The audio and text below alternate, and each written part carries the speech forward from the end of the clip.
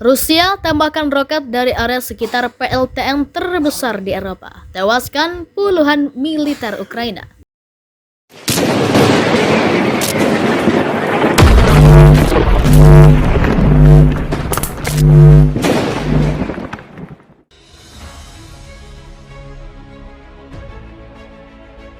Rusia menembakkan roket dari area sekitar pembangkit listrik tenaga nuklir atau PLTN Zaporizhzhia.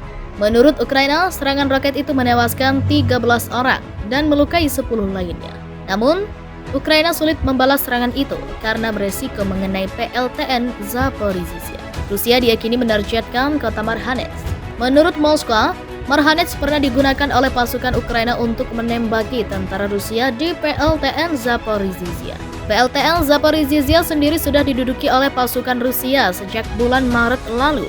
Dikutip dari The Guardian, Ukraina dan Rusia saling menuduh bahwa lawannya sengaja membahayakan PLTN itu. Militer Ukraina juga mengatakan bahwa Rusia menyerang sejumlah area lainnya di kawasan Zaporizhzhia, termasuk kota Vuhledar yang menjadi pusat pertambangan batu bara. Presiden Ukraina Volodymyr Zelensky mengatakan tentara Ukraina tidak akan diam saja atas serangan ini. Zelensky meminta sekutu baratnya untuk mengirimkan lebih banyak senjata yang ampuh. Sementara itu, Lembaga PBB untuk Urusan Energi Nuklir atau IAEA sudah memperingatkan potensi bencana nuklir di Zaporizhzhia. Negara-negara Group of Seven atau G7 meminta Rusia untuk menyerahkan pembangkit listrik itu kepada Ukraina. Namun, Rusia sepertinya tidak akan memenuhi permintaan itu. Rusia juga tidak buka suara atas serangannya di Marhanets. Kepala Staf Presiden Ukraina Andriy Yermak mengatakan Rusia tahu bahwa Ukraina sulit menyerang balik. Tentara Rusia yang pengecut tidak bisa berbuat apa-apa lagi.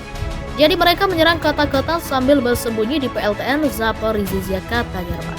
Kata Ukraina, ada sekitar 500 pasukan Rusia dengan senjata berat dan kendaraan yang berada di PLTN itu. Perusahaan energi nuklir milik pemerintah Ukraina telah memperingatkan bahwa tempat penampungan material radioaktif mungkin diserang. Namun, Rusia berujar pasukannya bertanggung jawab dalam tindakannya dan memastikan keamanan kompleks PLTN itu. Gubernur wilayah Dnipropetrovsk, Valentin Resnichenko, menyebut sudah ada 20 gedung yang rusak di seberang sungai Dnipro. Pada hari Rabu, 10 Agustus 2022, menggencarkan operasi militernya di sejumlah medan tempur. Militer Ukraina mengatakan Rusia melancarkan tembakan ke 28 kota di Ukraina, bagian timur laut, barat daya, dan selatan termasuk Kharkiv, Donetsk, dan Kherson. Mengerikan, detik-detik tentara Ukraina terkena serang udara Rusia, terekam drone, mayat bergelempang. Kontak senjata antara pasukan Rusia dan Ukraina masih terus terjadi di sisi timur negara yang beribuk-takif itu. Bukan saja perang frontal dalam kota, tetapi juga di daerah-daerah pedalam. Bahkan, bukan saja ada tembak pakai senapan serbu, tetapi juga serangan mematikan menggunakan senjata berat. Sebuah video beredar memperlihatkan kondisi medan perang antara Rusia versus Ukraina. Dalam video tersebut memperlihatkan bagaimana dahsyatnya serangan militer Rusia pada pasukan Ukraina. Lebih mengejutkan lagi, serangan terhadap pasukan Ukraina tersebut direkam lewat sebuah drone pengintai. Terlihat jelas, sebuah pasukan Ukraina tewas bergelimpangan usai menerima serangan udara dari militer Rusia.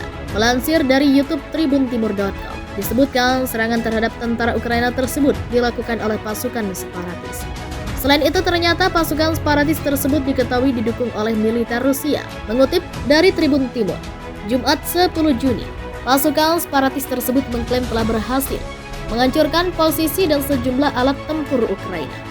Rekaman detik-detik penyerbuan pasukan Rusia pada pos pertahanan Ukraina tersebut menyebar di platform media sosial Telegram. Dalam video tersebut, nampak parit yang digunakan untuk berlindung oleh pasukan Ukraina luluh lantah. Diduga pasukan penghancur tempat perlindungan tentara Ukraina tak lain adalah separatis LR. Rekaman penyerang parit perlindungan pasukan Ukraina itu dilakukan oleh drone pengintai. Melansir dari tribunnews.com, perang yang terjadi antara Rusia versus Ukraina sudah terjadi selama 107 hari. Deklarasi perang dua negara tetangga tersebut pertama kali diumumkan oleh Presiden Rusia Vladimir Putin dalam pidatonya pada Kamis 24 Februari lalu.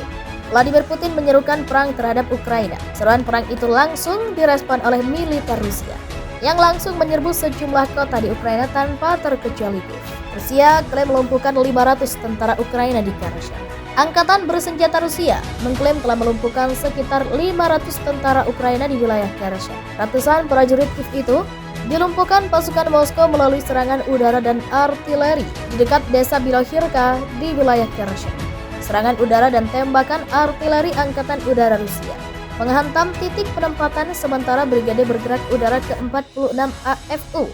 Lebih dari 400 nasionalis dihancurkan, ungkap Kementerian Pertahanan Rusia kepada wartawan Sabtu 6 Agustus seperti dikutip kantor berita Sputnik. Lebih lanjut, kementerian itu menyatakan sekitar 70 pejuang Ukraina lainnya telah tewas dan 150 lagi terluka akibat serangan presisi tinggi oleh Angkatan Udara Rusia. Serangan itu menyasar Batalion ke-105 Brigade Mekanik ke-63 Angkatan Bersenjata Ukraina di daerah Andrivka, Lozove, serta pemukiman Dovkove di wilayah Kherson.